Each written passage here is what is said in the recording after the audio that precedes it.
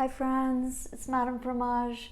Today I want to introduce you to iconic blue cheeses from around the world.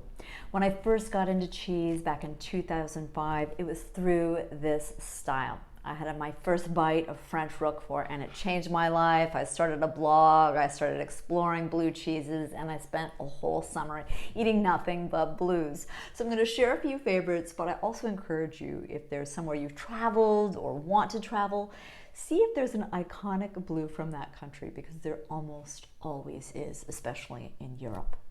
So on my board, I have a Stilton from England, a traditional English Stilton. I have from France, Roquefort, and then from Spain, a fiery wonder called Cabrales.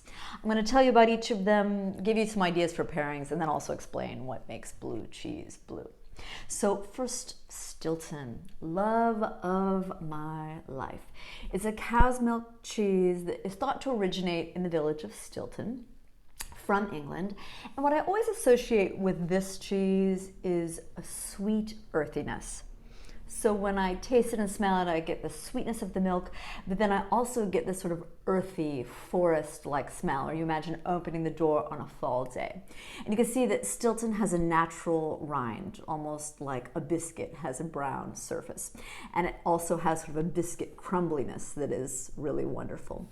The Brits love to eat Stilton with chutney, with port, and with some oatmeal biscuits or crackers, which is a wonderful combination. I think of this as a fairly mellow blue. It has a lot of flavor, but not a lot of strong punch. When I introduce it to people, so good. They almost always fall in love with it, and sometimes they'll say, I never realized I love blue cheese, but Stilton has converted me. Now, if you are a natural blue cheese lover, you ought to try French Roquefort. Classic style from southern France. You can see it's a bit sticky, and that's because Roquefort is always made from local sheep's milk. They graze on limestone-rich soils, which gives a lot of minerality to the milk.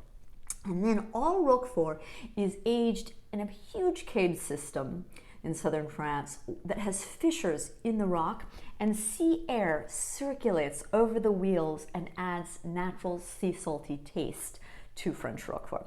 So you get minerality, you get sea saltiness. This is an incredibly savory cheese and just so lush. It's like the consistency of cheesecake. In fact, it makes my fingers sticky. I have to reach down here for a napkin. The French love Roquefort with Sauterne, which is a beautiful white dessert wine with ripe pears and with walnuts. An incredible combination. This is a weekend game changer, Roquefort and Sauterne. And then for something really fun and fiery, Spanish Cabrales. Look at all the bluing in this cheese. It's practically all blue. This is from northern Spain. Again, limestone-rich soil, limestone caves. This can be a mixed milk cheese, primarily cow's milk, but you can also get some goat or sheep's milk folded in, depending on the wheel. This can make you breathe fire. It's one of the reasons I love sharing it with people. If you were someone who loves spice, you love chili, you love wasabi, this is a cheese for you to try. It's great with Spanish cured meats, with quince paste, with Spanish sherry, especially that on the sweet side to counteract the intensity and the saltiness. Such a fun cheese to try, and I find that people often haven't explored it. So if you're a blue cheese fiend and you want to go in a new direction, try fiery Cabralis from Asturias. Now, blue cheeses often are on the savory salty side, and so they go really well with sweet things, especially things that are probably in your pantry right now, like dates or figs, walnuts or nuts of any kind. I like to put out something a little fresh between bright bites, so I have some grapes, figs or dried figs, wonderful with blue cheeses. And then I always add a bit of honey to a blue cheese board. You can use golden honey like this or honeycomb.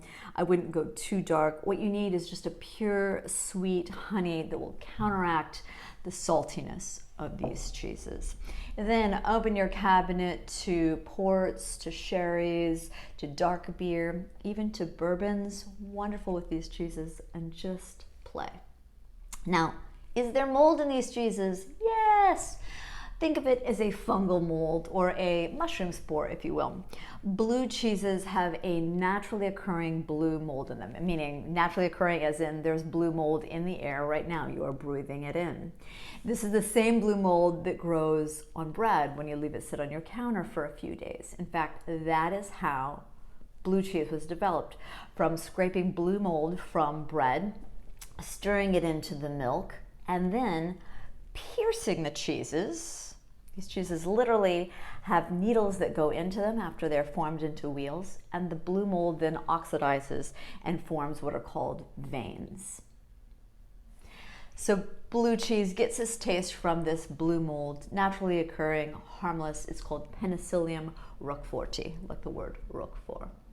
To me, blue cheeses are just cool, and I always feel like cool people love blue cheeses. These are sort of the purest punks of the world. They're a little bit rogue, they're a little bit wild, and they're just so fun to explore.